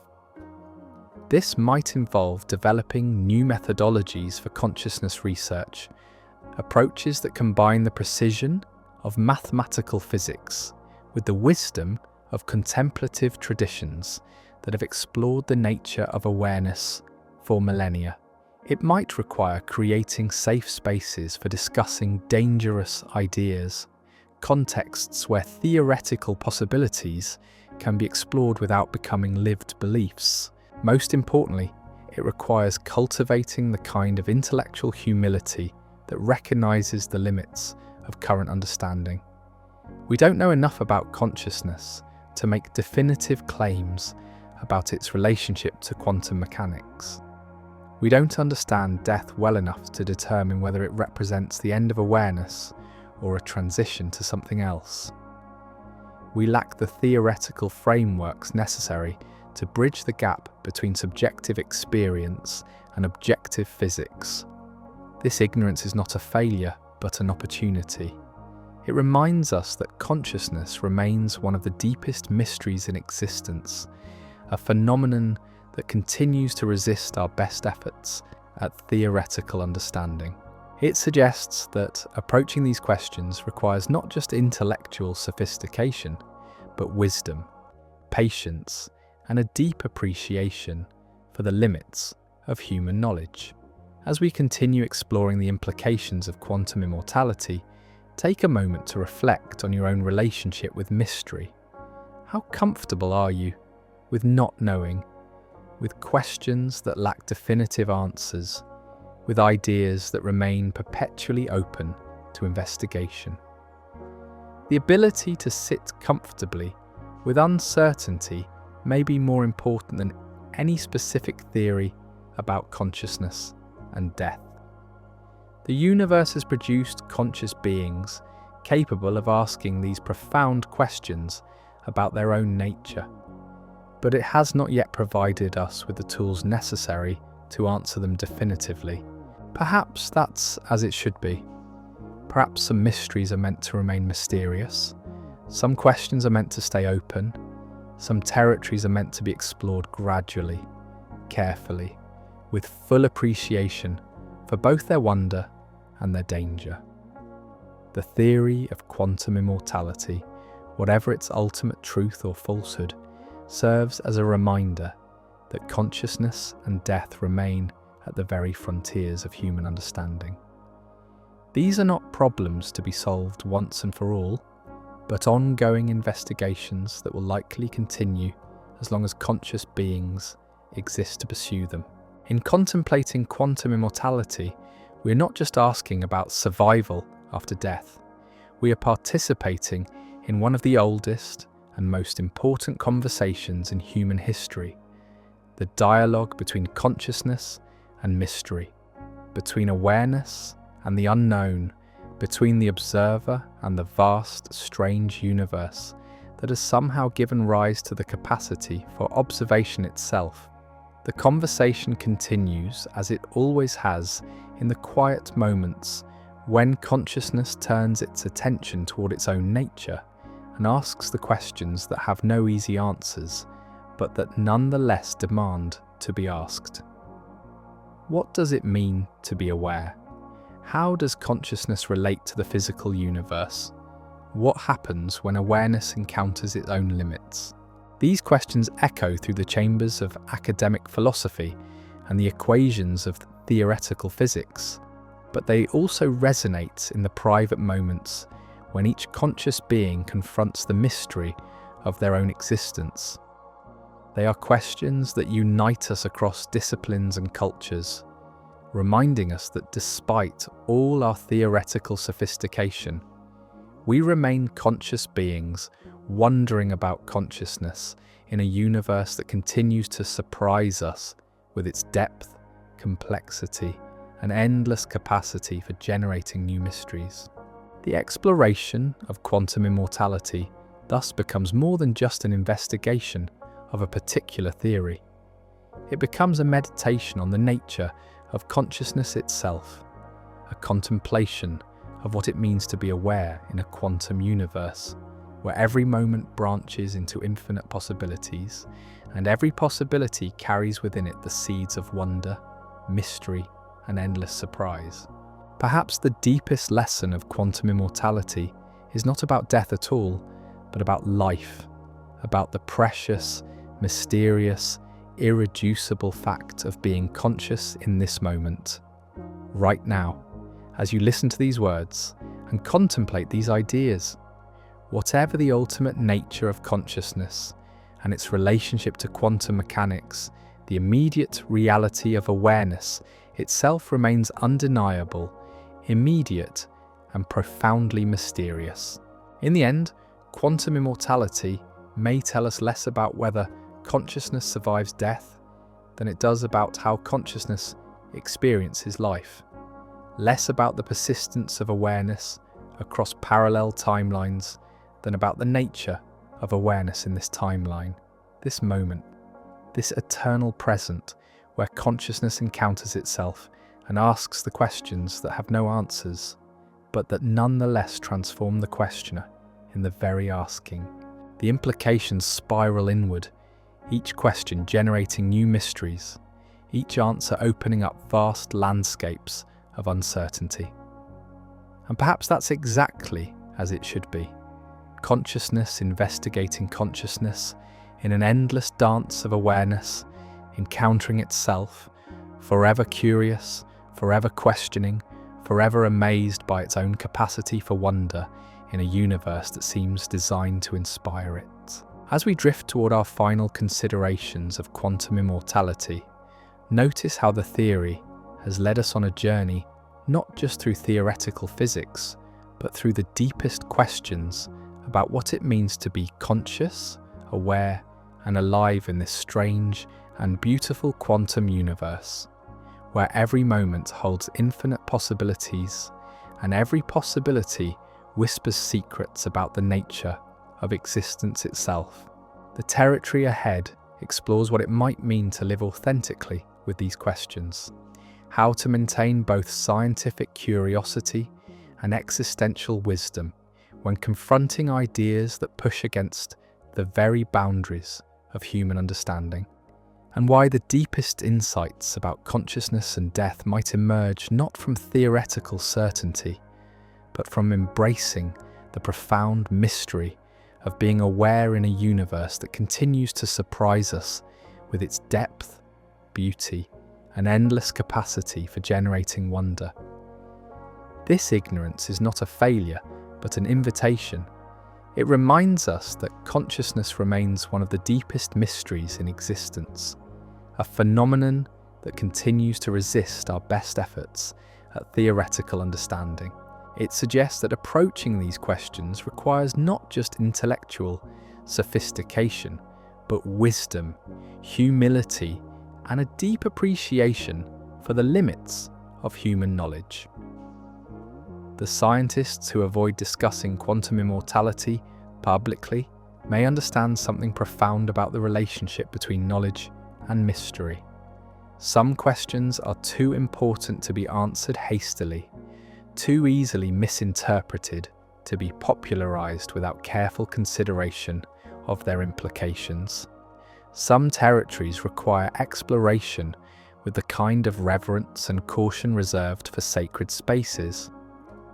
In many contemplative traditions, the mystery of consciousness and death is approached not through theoretical speculation, but through direct investigation of the nature of awareness itself. Meditation practices, contemplative inquiry, and other forms of inner exploration offer alternative methodologies for investigating consciousness that complement rather than compete with scientific approaches. These traditions suggest that the deepest insights about consciousness may come not from external observation, but from intimate familiarity with the nature of awareness itself.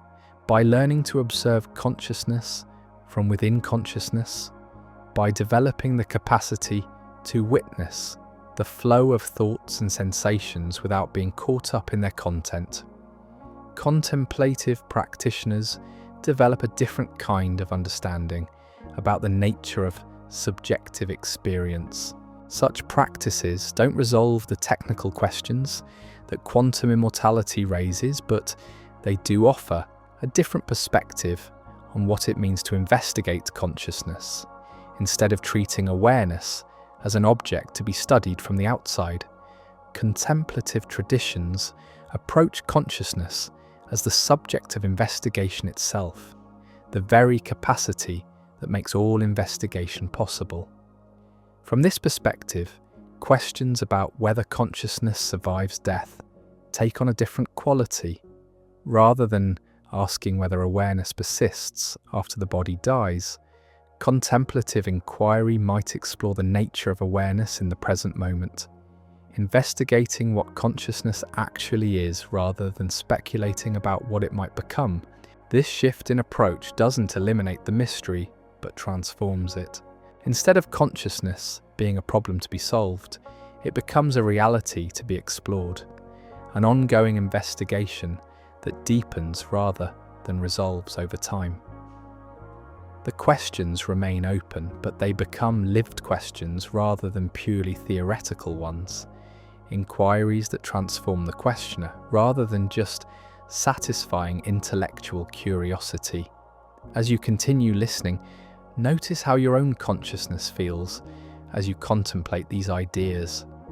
Does thinking about the nature of awareness change the quality of awareness itself? Does investigating consciousness alter consciousness in the very process of investigation? The recursive nature of consciousness studying itself reveals another layer of complexity in any attempt to understand the relationship between mind and quantum mechanics. Perhaps this recursive quality is what makes consciousness so resistant to conventional scientific investigation. Unlike studying distant galaxies or subatomic particles, studying consciousness means studying something that is simultaneously the subject and object of investigation, the observer and the observed, the questioner and the questioned. This unique status of consciousness in scientific investigation might explain why quantum immortality generates such discomfort among physicists. The theory forces us to confront the possibility that consciousness occupies a special position in the structure of reality. That awareness is not just an emergent property of complex systems, but something more fundamental, more deeply woven into the fabric of existence itself. Such possibilities challenge the materialist assumptions that underlie much of modern science. The belief that consciousness is nothing more than an emergent property of neural activity, that awareness can be fully explained through the interactions of unconscious particles and forces. If consciousness does play a special role in quantum mechanics, if awareness participates in the ongoing creation of reality, then these materialist assumptions may need to be reconsidered. But reconsidering fundamental assumptions is never easy, especially when those assumptions have proven so successful in other domains of scientific investigation. The reluctance to embrace theories that assign special status to consciousness reflects not just theoretical conservatism, but practical wisdom about the dangers of premature or speculative reinterpretations, especially when such ideas can be misunderstood outside academic contexts. The history of science is filled with examples of theories that seem to require radical revisions of fundamental assumptions, but that were eventually accommodated within existing frameworks through more sophisticated understanding. Quantum mechanics itself initially seemed to require abandoning classical notions of causality and locality, but it was eventually integrated into a broader theoretical structure that preserved many classical insights while extending them into new domains. Perhaps consciousness and quantum mechanics will undergo a similar integration, one that preserves the insights of both materialist neuroscience and quantum physics, while revealing new connections between mind and matter that neither approach can access independently. Such integration might not resolve the specific questions that quantum immortality raises, but it could provide new frameworks for approaching these questions more productively. Until such integration emerges, we remain in a period of profound uncertainty about the relationship between consciousness and physical reality. This uncertainty is uncomfortable for those who prefer definitive answers to deep questions, but it is also rich with possibility for those who can appreciate mystery as an invitation to ongoing exploration, rather than a problem to be solved once and for all. The theory of quantum immortality, whatever its ultimate fate, serves as a reminder that we live in an age of extraordinary theoretical ferment, a time when fundamental questions about consciousness, death, and the nature of reality remain genuinely open to investigation. These questions may not be answered in our lifetimes, but they continue to inspire the kind of deep inquiry that pushes human understanding toward new frontiers of knowledge and wisdom. As we prepare to explore the final implications of quantum immortality, take a moment to appreciate the extraordinary journey that consciousness itself represents. From unconscious matter and energy, the universe has somehow given rise to awareness, to the capacity for subjective experience, to beings capable of contemplating their own nature and asking questions about the deepest mysteries of existence. This emergence of consciousness from unconscious substrate remains one of the most remarkable phenomena in the known universe, a development so extraordinary that we still lack adequate theoretical frameworks for understanding how it occurs. Yet here we are, conscious beings investigating consciousness, awareness exploring awareness, mind contemplating mind in an endless dance of self-investigation that continues to reveal new depths and complexities. The questions that quantum immortality raises are part of this ongoing dance, expressions of consciousness turning its attention toward its own nature and asking what it means to be aware in a quantum universe. where every moment branches into infinite possibilities, and every possibility carries within it new mysteries waiting to be explored. Whether consciousness survives death, whether awareness persists across multiple timelines, whether the observer occupies a special position in the quantum structure of reality, these remain open questions that continue to challenge our deepest assumptions about the nature of existence itself. They are questions that unite scientific investigation with philosophical inquiry, mathematical precision with existential mystery, the rigor of theoretical physics with the wonder of contemplative exploration. The journey continues as we examine what it might mean to live authentically with these open questions: how to maintain both scientific curiosity and existential wisdom when confronting ideas that push against the very boundaries of human understanding, and why the deepest insights about consciousness and death might emerge not from theoretical certainty, but from embracing the profound mystery of being aware in a universe that continues to surprise us with its depth, beauty, and endless capacity for generating wonder.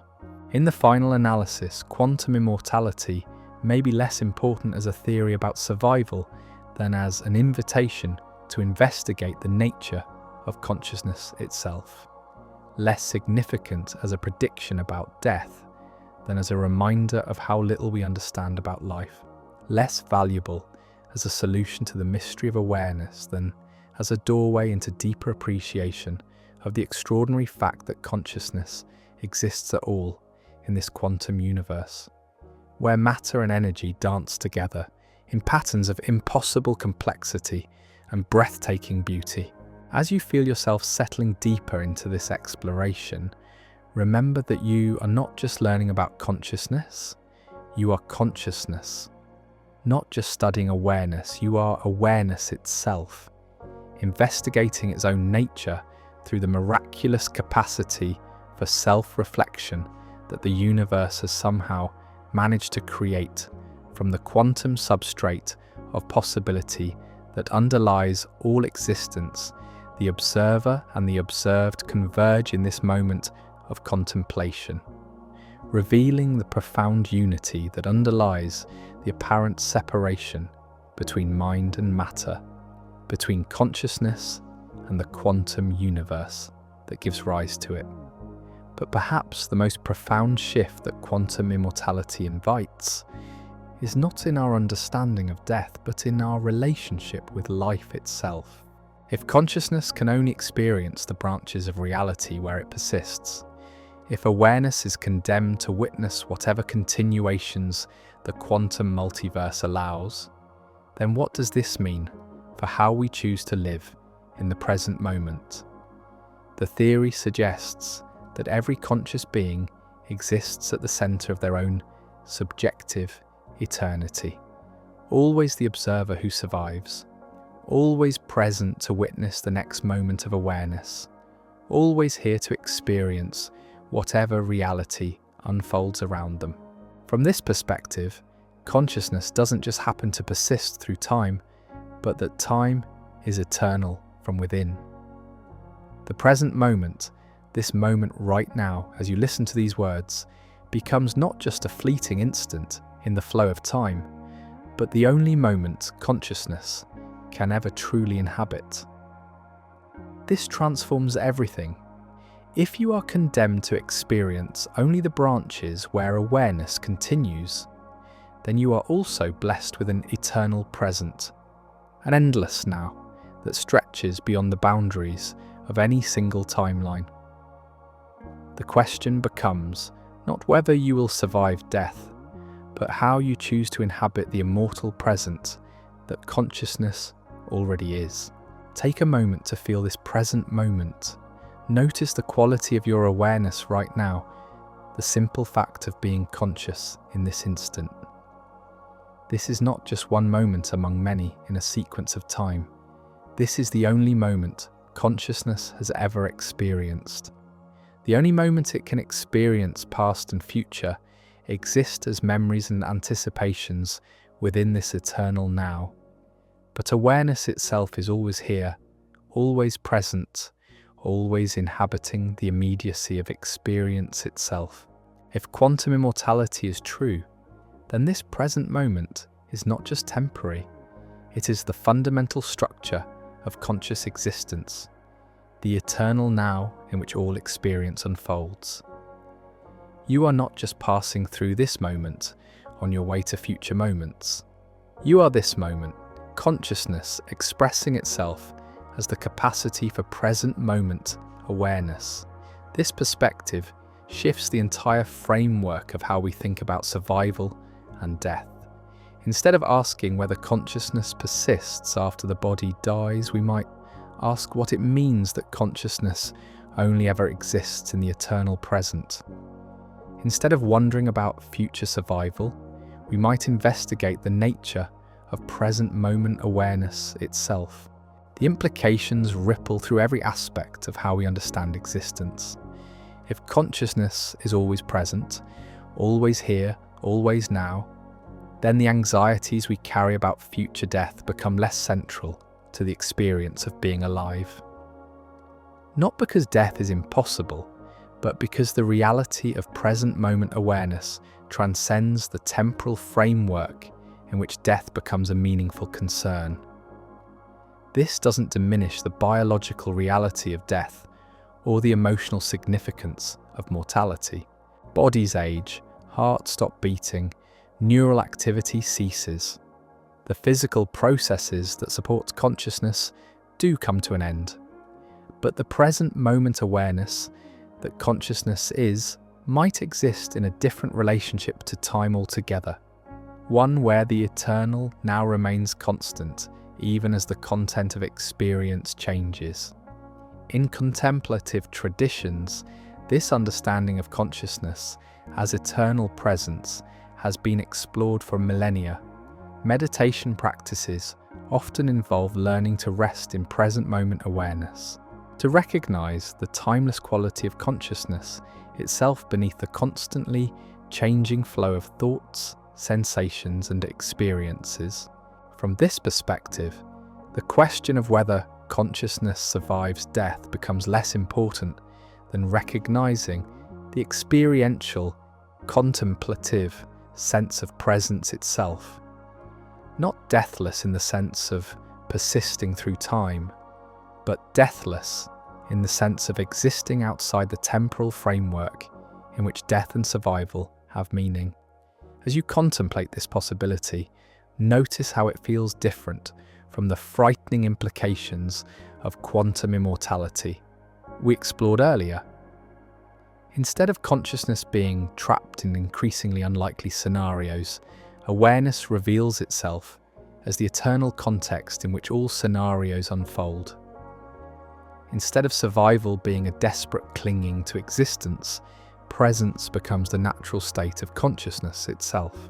This shift from survival to presence, from persistence through time to existence as the eternal now, represents perhaps the most profound transformation that contemplating quantum immortality can offer.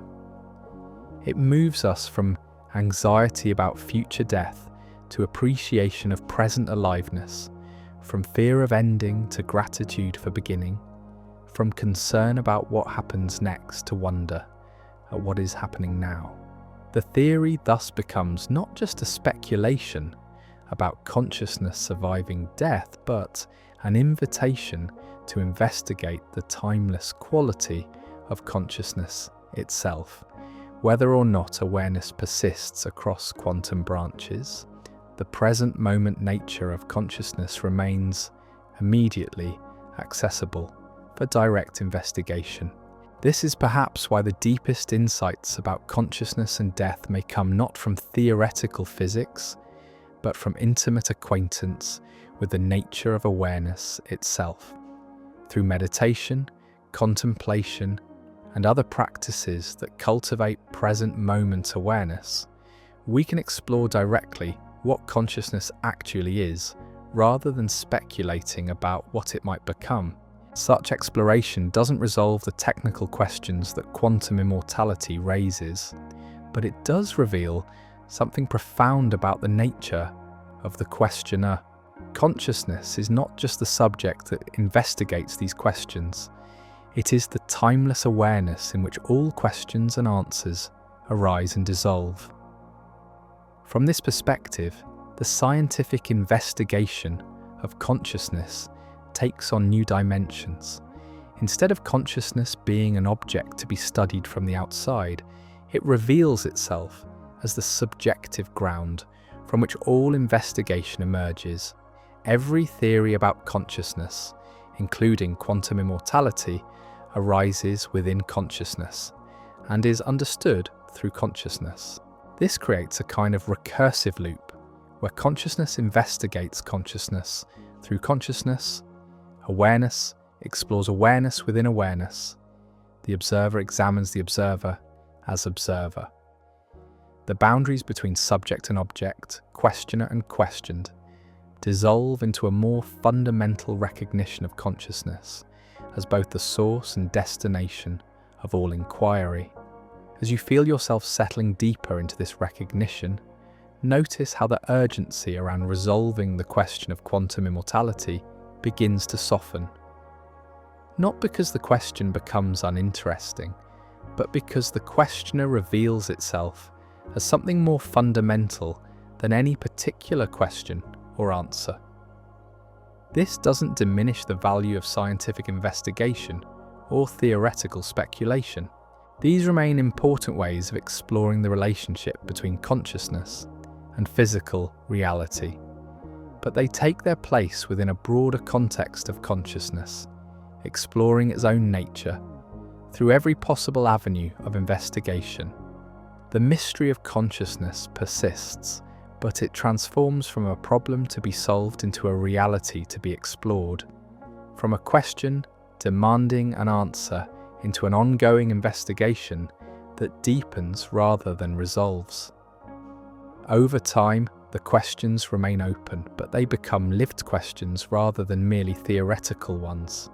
Inquiries that transform the questioner, rather than just satisfying intellectual curiosity. In this transformation, quantum immortality serves its deepest purpose, not as a literal description of how consciousness survives death, but as a doorway into direct investigation of what consciousness actually is. The theory points beyond itself, toward the immediate reality of present moment awareness, toward the timeless quality of consciousness that is available for investigation right now. Whether or not the many worlds interpretation is correct, whether or not consciousness can navigate between quantum branches, whether or not awareness persists after the death of the body, the present moment nature of consciousness remains undeniable and immediately accessible. This moment of awareness, this capacity for experience, this simple fact of being conscious, is not dependent on theoretical frameworks or mathematical proofs. It is the one thing about consciousness that cannot be doubted, because it is the very capacity through which all doubting occurs. It is the one aspect of awareness that requires no external validation, because it is self-evident to the consciousness that experiences it. It is the one feature of existence that needs no scientific proof, because it is more immediate and certain than any scientific methodology. As we approach the end of our exploration together, take a moment to appreciate this extraordinary fact. You are consciousness, investigating consciousness. Through consciousness, you are awareness, exploring awareness within awareness. You are the mystery, examining itself through the miraculous capacity for self-reflection that the universe has somehow created from the quantum substrate of possibility. This recursive investigation reveals something profound about the nature of existence itself. Consciousness is not just something that happens in the universe. It is the capacity through which the universe becomes aware of itself, the means by which reality investigates its own nature. the process by which existence comes to know itself as existence. In contemplating quantum immortality, we have been participating in this cosmic self-investigation, this universal process of consciousness, exploring consciousness. Whether the theory is true or false, whether awareness survives death or dissolves with the body, the investigation itself represents something remarkable, the universe becoming conscious of its own consciousness, existence exploring its own nature through the beings it has produced. This perspective transforms not just our understanding of quantum immortality, but our relationship with all the deep questions that consciousness can ask about itself. These questions become not just intellectual puzzles to be solved, but expressions of the universe's innate curiosity about its own nature, manifestations of existence exploring itself through the conscious beings it contains. The questions persist because consciousness persists, because awareness continues to investigate its own nature, because the universe remains endlessly fascinated with itself. They are not problems to be solved once and for all, but ongoing expressions of the cosmic process of self-discovery that consciousness represents. In this light, the physicists' reluctance to discuss quantum immortality takes on new meaning. Perhaps they sense intuitively that some questions are too sacred to be answered hastily, too profound to be reduced to mere theoretical speculation, too important to be resolved without deep appreciation for the mystery they represent. The theory of quantum immortality, whatever its ultimate truth or falsehood, serves as a reminder that consciousness and death remain at the very frontiers of human understanding, territories where scientific investigation meets existential mystery, where mathematical precision encounters the irreducible subjectivity of lived experience. These frontiers call for a new kind of exploration, one that combines the rigor of scientific investigation with the wisdom of contemplative inquiry, the precision of mathematical analysis with the intimacy of direct experience. They invite us to approach the deepest questions about consciousness, not just as external observers, but as consciousness itself, investigating its own nature from within the very awareness that makes all investigation possible. The journey continues, as it always has, consciousness exploring consciousness in an endless dance of self-discovery that reveals new depths and complexities with each turn of attention. The questions remain open, the mysteries persist, and the investigation deepens, carried forward by the inexhaustible curiosity of awareness, encountering itself in ever more profound and beautiful ways. Whether consciousness survives death through quantum mechanical effects or dissolves with the neural processes that support it, the immediate reality of present moment awareness continues to unfold moment by moment, breath by breath, thought by thought in the eternal. Now that is the only time consciousness has ever experienced or ever will experience. This eternal now is not a theory to be proven, but a reality to be lived. Not a speculation to be verified, but an actuality to be embraced. Not a question to be answered, but a presence to be embodied. It is the gift that consciousness gives to itself. The capacity to be present, to be aware, to be here in this moment as this moment unfolds in all its mystery and wonder. As you continue forward from this exploration, carry with you not just the theoretical possibilities we have examined, but the immediate recognition of your own present moment awareness. Whatever quantum immortality might mean for the future of consciousness, the reality of consciousness in this present moment remains undeniable, immediate, and available for direct investigation. The mystery continues, as it always has, in the quiet spaces between questions and answers, in the gentle recognition of awareness aware of itself, in the simple, extraordinary fact of being conscious in a universe that somehow, against all odds, has given rise to the capacity for consciousness itself. And in that recognition, perhaps we find something more valuable than any theory about survival after death. The profound appreciation of being alive, aware and present right now, in this moment, as consciousness continues its eternal exploration of its own infinite nature through the miracle of existence itself. Thank you for joining me on this gentle journey into one of the deepest mysteries that consciousness can contemplate. If these explorations resonate with you, you might find yourself drawn to our investigation of how quantum mechanics challenges the very notion of objective reality in quantum physics proves reality isn't real, where we drift even deeper into the strange territory where consciousness and the quantum world meet in ways that transform our understanding of existence itself.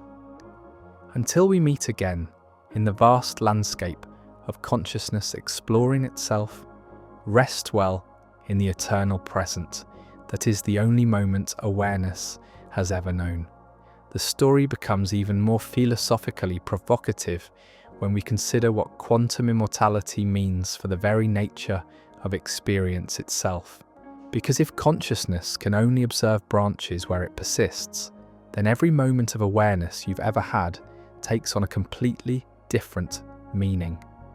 Every breath you're taking right now, every thought drifting through your mind as you listen to these words might simply reflect the human tendency to interpret meaningful moments through the lens of personal survival rather than literal quantum selection.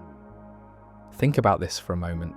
You've experienced countless close calls throughout your life, moments when you almost stepped into traffic but stopped at the last second, times when you narrowly avoided accidents, missed flights that later experienced trouble, or simply felt an inexplicable urge to change your plans just before something dangerous occurred. We usually chalk these up to luck, intuition, or simple probability, but what if they represent something far more profound? What if they're glimpses of the way humans naturally search for patterns, interpreted through the imaginative framework of quantum theory rather than evidence of literal branching survival?